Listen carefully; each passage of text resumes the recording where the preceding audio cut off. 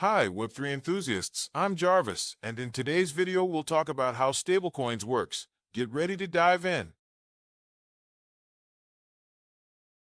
The content presented on the Syntaxverse channel does not represent investment or financial advice of any kind. The information, graphics, speeches are provided for educational and entertainment purposes only. Stablecoins are designed to do one thing: stay stable.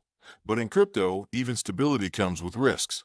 Let's break down how stablecoins work, the different types, and what causes some of them to crash.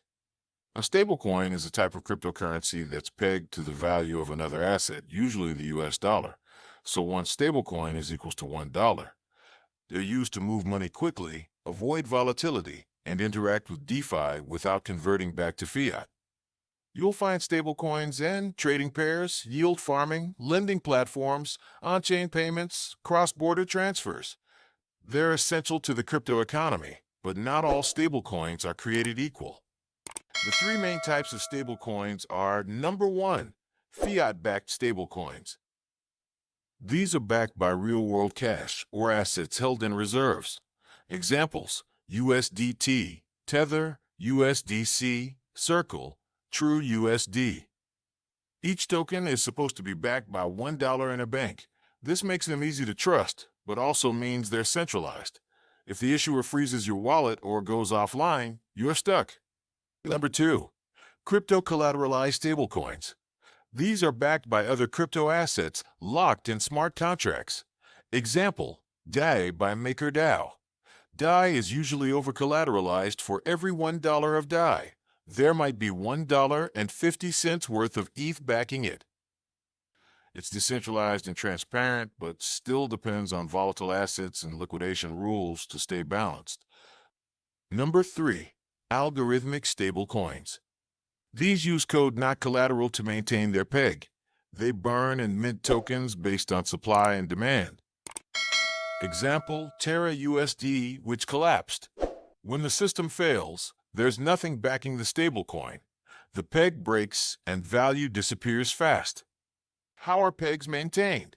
Stablecoins try to hold a $1 value through reserves, actual dollars, or assets backing the supply smart contracts, automatically adjusting supply through incentives. Arbitrage: traders buy when it's below $1 and sell when it's above, helping rebalance. With fiat-backed coins like USDC, reserves are audited and redeemable 1:1. With crypto-backed coins like DAI, you have liquidation thresholds and interest rates. With algo stables, it's all game theory, and when confidence breaks, so does the peg. Now let's look at reasons why some stablecoins fail. Number one, bad or missing collateral. If the backing asset loses value or never existed, the stablecoin becomes worthless. Tether USDT faced this fear early on due to unclear reserves. Number two, over-reliance on algorithms. UST used an algorithm to stay pegged to $1 through its sister token, Luna. When pressure hit the system, both tokens spiraled to zero. Number three, liquidity drain. If too many people try to redeem at once and the issuer can't meet demand, the price slips like a bank run. This happened to Iron Finance's Titan token, famously wrecking investor confidence. Number four, centralized failures. If regulators freeze a stablecoin's accounts, or if the team mismanages the reserves, you can lose access to your funds overnight. Here are some of the most widely used stablecoins and how they work. USDT, Tether, largest by market cap, fiat-backed, but with transparency concerns. USDC, Circle, more transparent than Tether, backed 1:1 and regularly audited. DAI, MakerDAO, crypto-backed and decentralized, backed mostly by ETH and USDC. Frax, a hybrid model, partially backed, partially algorithmic. SUSD, Synthetics, crypto-backed, used in synthetic asset platforms. GHO-AV, a newer decentralized stablecoin built by AV protocol. Each one has different trade-offs between trust, decentralization, and resilience. Stablecoins are the glue of the crypto ecosystem.